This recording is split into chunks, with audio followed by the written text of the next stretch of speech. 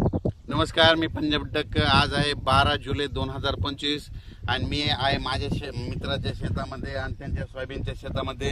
Complete 32 दिवस झालेले तर या शेतामध्ये आणि या ठिकाणाहून महाराष्ट्रातल्या शेतकऱ्याला अंदाज देणार आहे।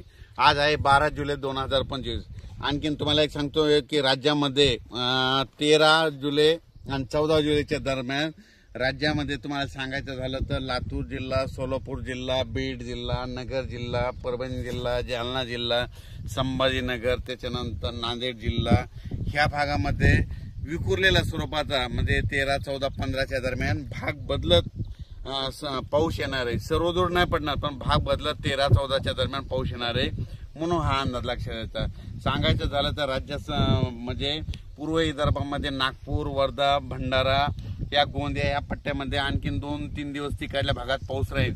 पण राज्यात मात्र सर्वदूरचा सध्या तरी पाऊस नाही।